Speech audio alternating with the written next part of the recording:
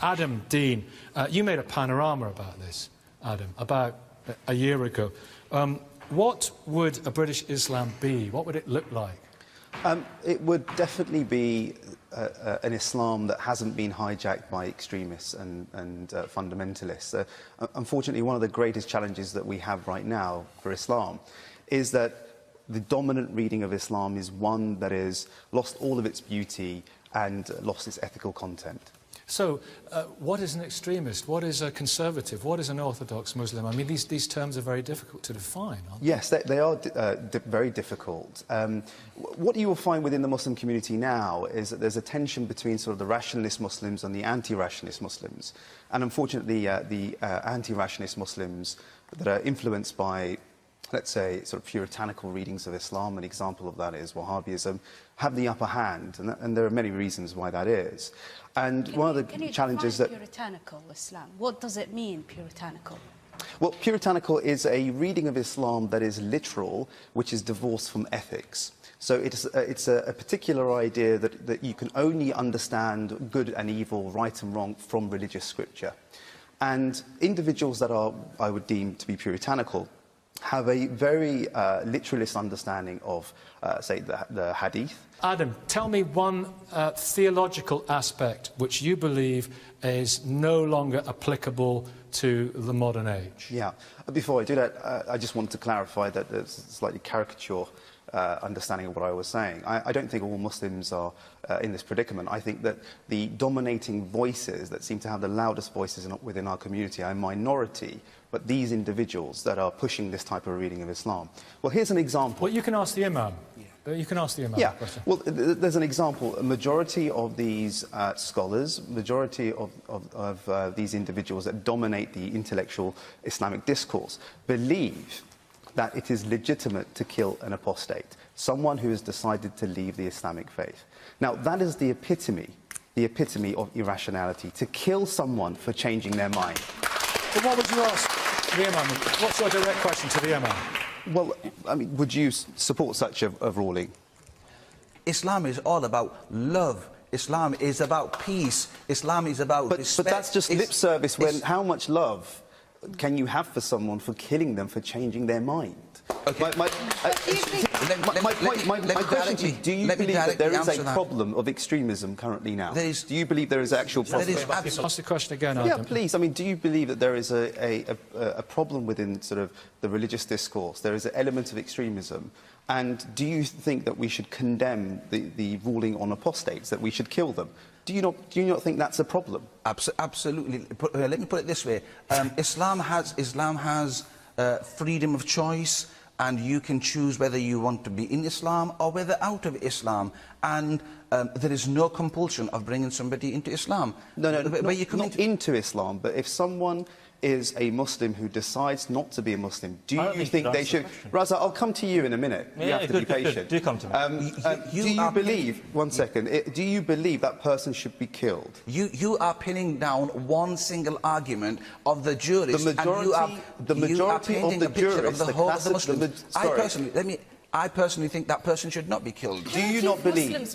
Do you not know that the majority of the school of thought actually believe that apostates should be killed, and that we need to challenge these ideas? I'm going to. But you did say there, this is the problem. What do you mean, this is the problem? The problem is that when we accept such doctrines, some theological ideas, that we should kill apostates. And for your information, there is a hadith which is considered to be sahih that says that kill anyone that changes their religion, and it's accepted by 3 schools of thought, but potentially 4. So you really need to get your facts right. And we have hate preachers, Islamic scholars visiting university campuses that are actually saying, yes, it's okay to kill apostates as long as they meet the conditions. That's like saying it's okay to rape someone as long as they meet the conditions. It's absolutely absurd. Yasmin, Adam, very quickly. Yeah, I think there's a confusion here. You're talking about a different verse. The sister here is talking about another verse. The verse says that in terms of a contract, as witnessing, that to every man there must be 2 women.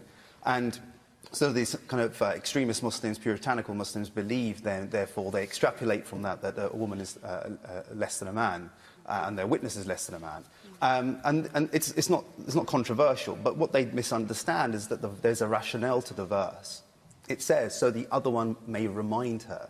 So what that means is that women in those times were not involved in financial transactions.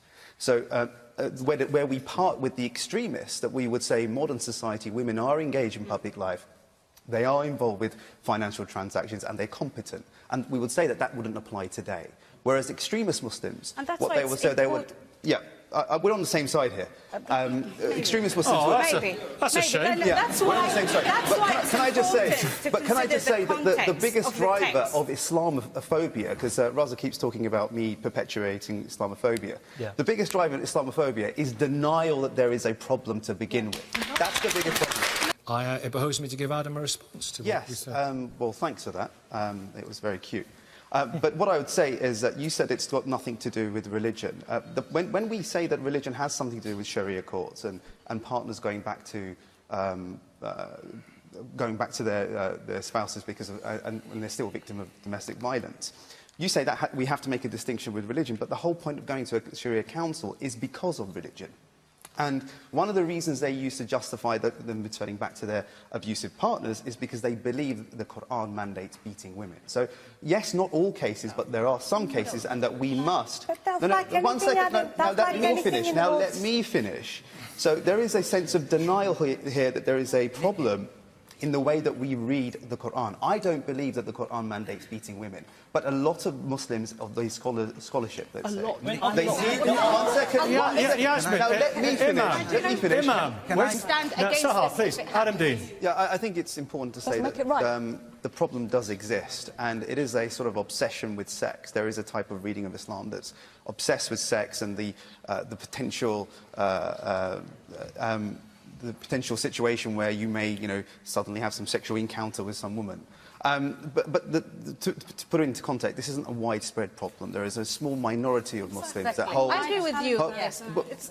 Okay, but Yes, you amplify. no, what I'm saying is... No, what I'm Please saying let him is- finish. Sahar, if I could please just let say... other people talk. You really don't like me, but we can talk afterwards. But can I just say... Adam Deen, audience in a minute. Please, let's all listen. I'll go put the kettle on. We'll all have a nice cup of tea. I'd just like to speak. Adam. Yeah, I think it's not widespread, and that we have to sort of put it into context. But the point is that it's disingenuous to say that it has nothing to do with religion. There are individuals that believe that it's prohibited to free mix.